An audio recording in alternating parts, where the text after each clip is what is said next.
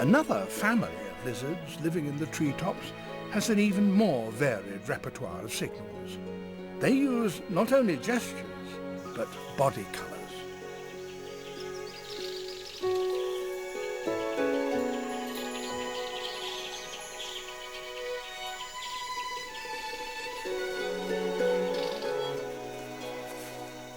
They're chameleons.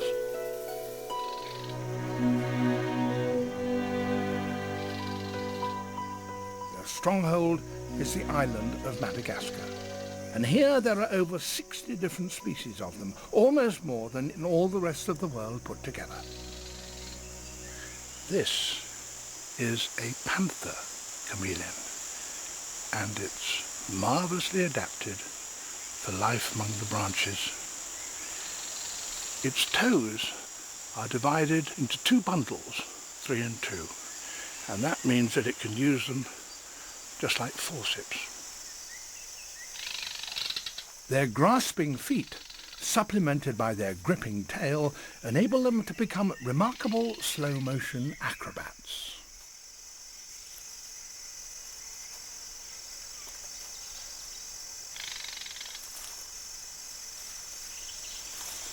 I suppose chameleons are best known for their ability to change colour, and that does help in camouflage, but actually they also use colour change as a way of communication and expressing their emotions.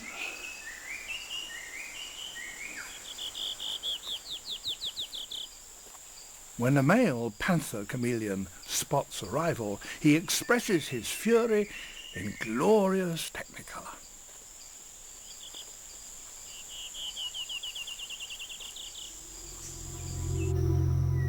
Malawi in Central Africa may not have as many species of chameleon as Madagascar, but it has one of the largest. Meller's chameleon that can be 60 centimeters, nearly 2 feet, from nose to tail.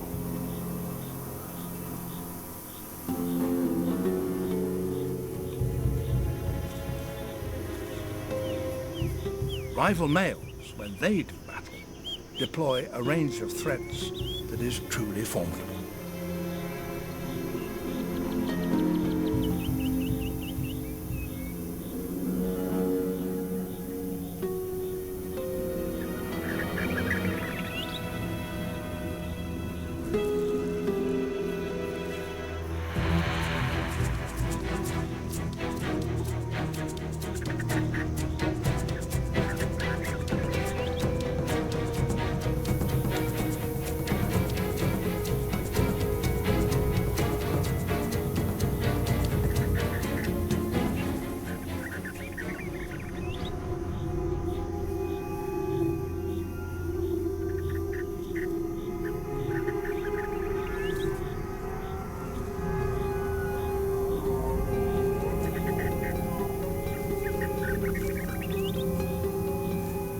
If signals don't deter, then they start to joust.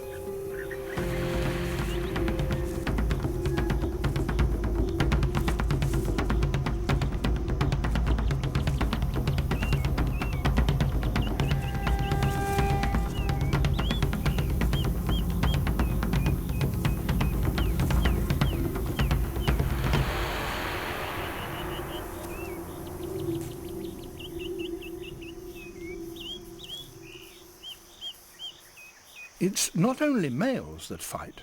There are also battles between the sexes. This is the South African dwarf chameleon, a male in full courtship costume.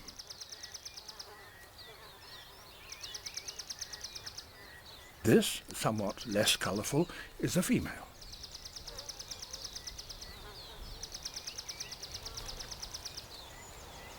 She is not welcoming his advances.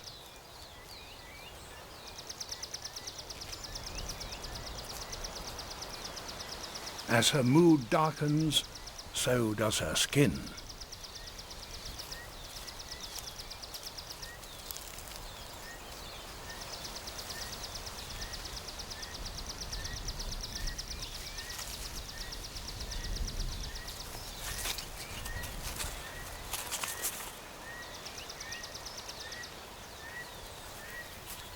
she's driven him away.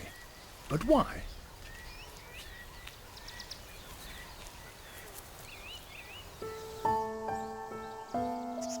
There is a reason. She's pregnant. Her home, the South African Cape, can get quite cold. So instead of laying her eggs on the ground, as most chameleons do, she retains them within her body and warms them by seeking out the sunniest places and sunbathing. Now they're ready to emerge, alive.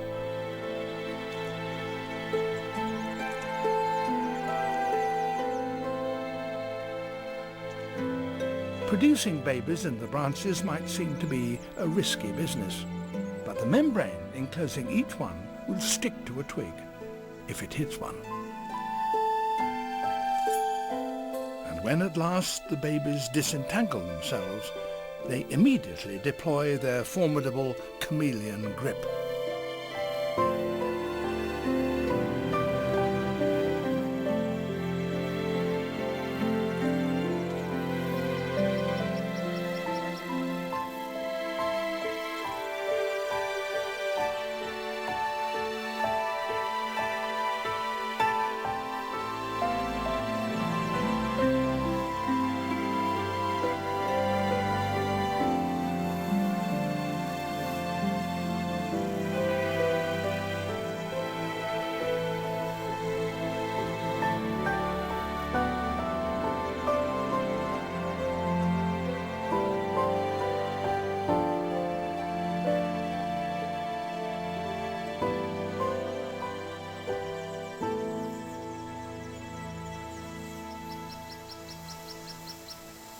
By the time they are properly dried out, the babies are as much at home in the branches as their mother.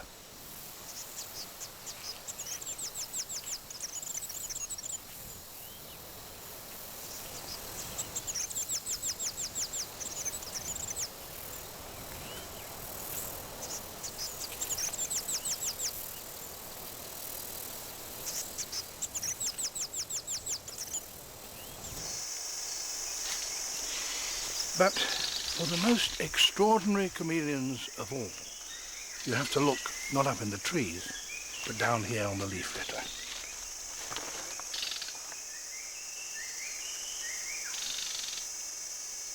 A whole range of species live on the ground, many of which have only recently been discovered. This is surely the most extraordinary of all chameleons. It's the pygmy leaf chameleon. This is a male, and he's fully grown, believe it or not. And yet, within this tiny little body, are all the anatomical details of a normal-sized chameleon. What an extraordinary creature.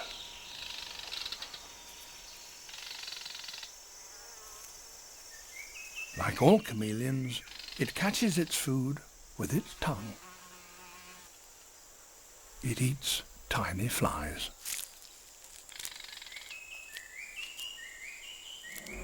Grasshoppers are popular with normal-sized chameleons.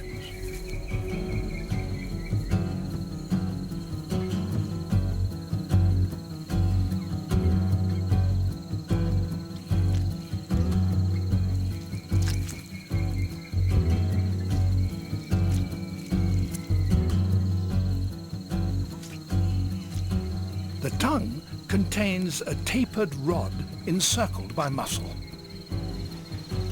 As the muscle contracts, the tongue shoots forward off the rod. The tip physically grasps the prey, and then longitudinal muscles contract to pull the tongue back onto its rod, bringing the prey with it, which may weigh half as much as the chameleon itself.